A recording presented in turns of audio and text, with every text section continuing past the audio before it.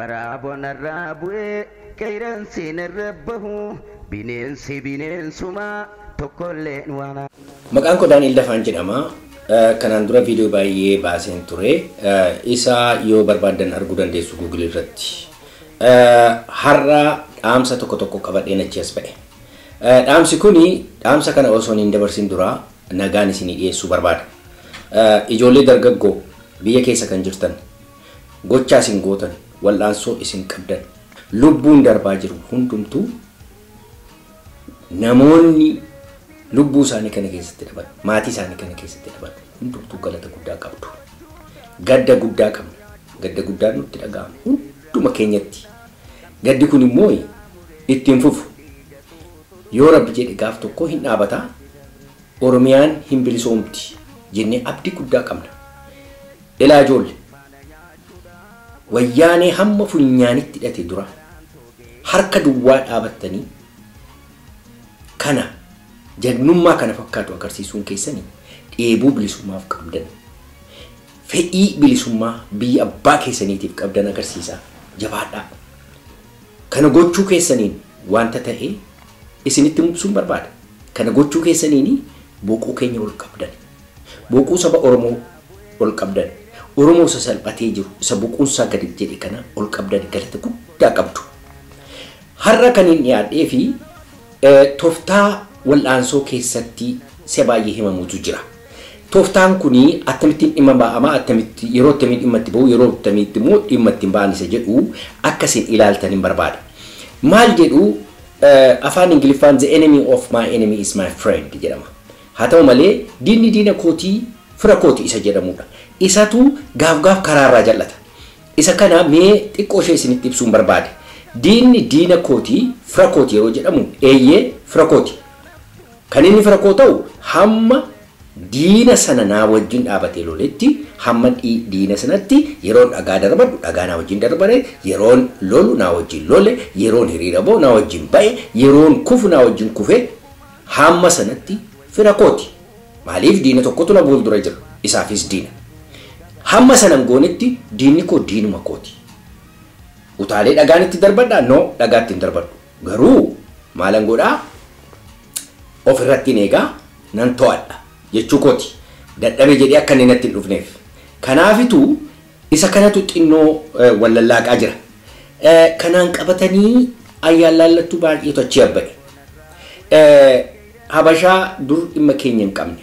Habashaa yeroo ijoolleen keenya akkasittiin dhumanii garagalanii hin ilaalle. Habashoota warra baratan profeesaroota isaanii guyyaa tokko keessaa guyyaa tokko gadi ba'anii yeroo ijoolleen keenya akkasittiin dhumtu waa tokko kan hin jedhini isaan kan isaan eeggatanii Tigireedhaa fi Oromoon wal dadhabsiisti. Amma gaafa lafa Oromoon laaffatee jirutti humna booddeedhaan dhufu karaan kaabaa isa dhufu kana eeggataa jiru yeroo ni gad dhiyaate yeroo Oromoon laaffatee jedhu humna kanaan dhufanii biyya qabachuudha barbaadaa jiru. Ilmi Yohaannisi qabateetti ture. Ilmi Yohaannis ilma Minilik irraa fudhatee jechuudha. Amma immoo ilma Minilikitu ijoollee Miniliktu deebi'uudhaaf yaadaa jira. Kanatu xiqqoo isheen wal makaa jira. Baay'ee waan nama gaddisiisutu namoonni dhugaadhumatti silaa saba keenyaaf hojjenna kan jedhamanii yaadamantu gadi ba'anii habashoota kadhachuu barbaadu. Daboo waammatu. Waan salphina fakkaatu tokko waan na gaddisiise tokkotu jira. Amma si'ana habashaa waammachuu hawwachuu nama miliyoonii 50tu habashaa miliyoonii 10 gadi dhaqee daboo kadhata. Yoom ofiin dhaabachuu danda'a sabi kun? Yoom ofiin lolachuu danda'a? Kun gaaffii guddaa sanatti ta'e. Tokkoffaa kanuma gaafachuun iyyuu salphina.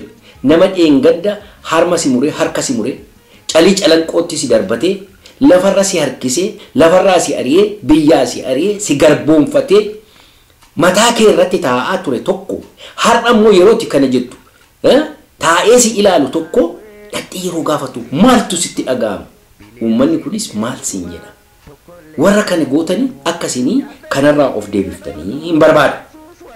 Kan biraan immoo garuma hoggana warra turan keessaa tokko haasaan dhagaa maal jedhu habashaatti hin dubbatinaa gaaffiin keenya gaaffii koloniiffataa hin jedhinaa habashaatu nu jibbaa isaa waliin wajjin loluu qabnaa isaan sin barbaadan boo isaan tasayyuu sin barbaadan kan isaan si barbaadanii fi lafa keetiif si saamuudhaaf si yaabuudhaaf si balleessuudhaaf si barbadeessuudhaaf lafa kee darbanii isa wayyaaniin quufte amma immoo taraatti darbanii bituudhaaf si barbaadu malee homaa tasa waa'ee kee dhimma hin qaban isaaniin jenne kanaafitu amma warri haadhuma isaa ayyaalaallattuun ashaboodhaan ija isaanii dhiqatan gadi ba'anii alaabaa bashaa baadhaa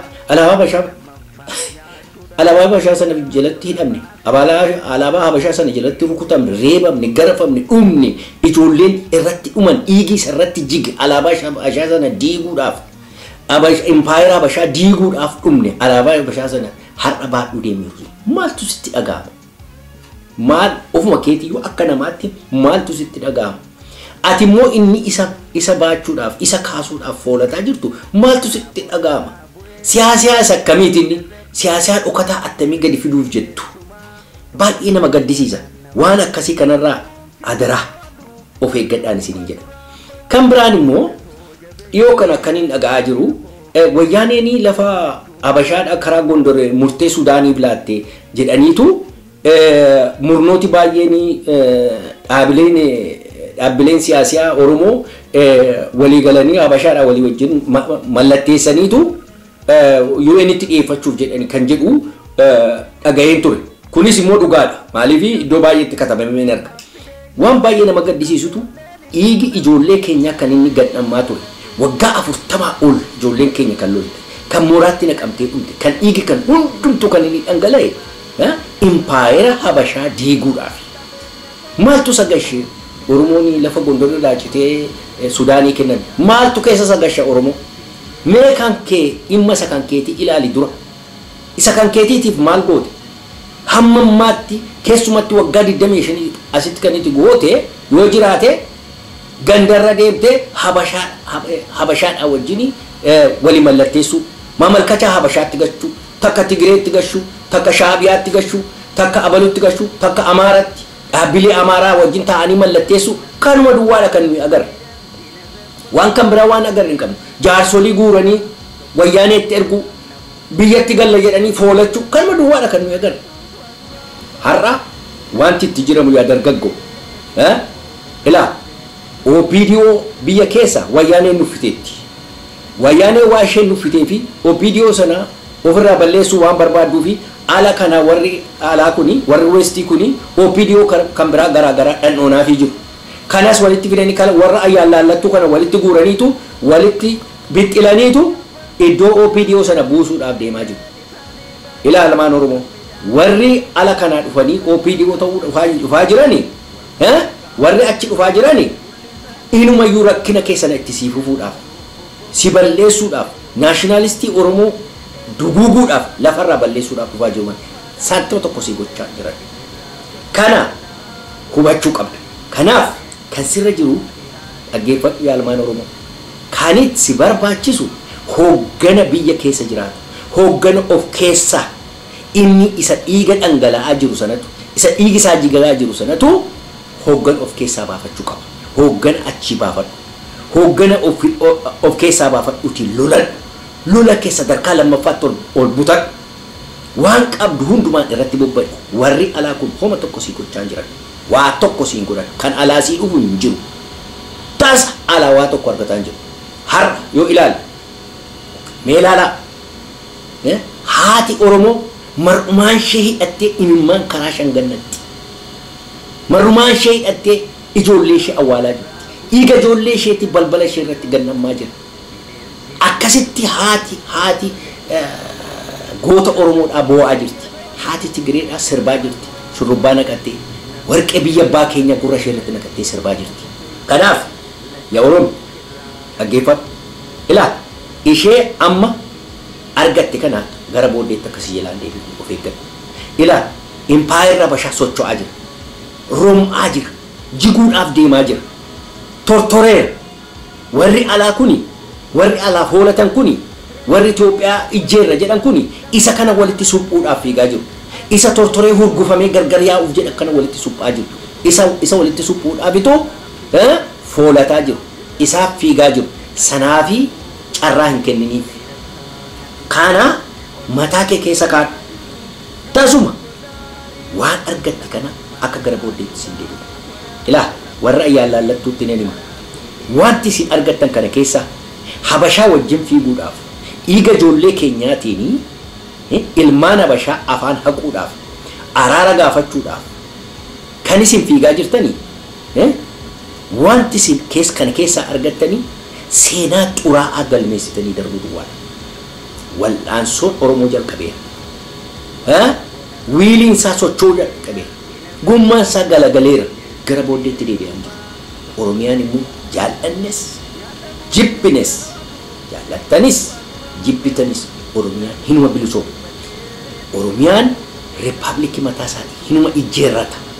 Kan salphatu kan boqonsaa gadi qabamee hafu yoo jiraate warra ayyaalaallattuu Oromiyaan akka inni ijaarramne ilmaan habashaati wajjin shira hojjettu duwwaatu kufa. Kanaaf ijoollee hamma dandeessanitti biyya abbaa keessanii hoggana mataa keessanii baafadhaatii diina kana ofirraa argadhaa. Kanammoo hin gootu bartaniitu barataa baay'ee qabdu humna baay'ee qabdu mataa qabdu jajjaboodha goota isin. Kana hin gootuuti gara booddeetti hin deebiinaa gara dhumaarratti waaqayyo isinii wajjin haa ta'u. Hojii isin hojjettan kun seenaan bara baraan isin yaadata. Gara booddeetti hin deebi'aa jabaadha.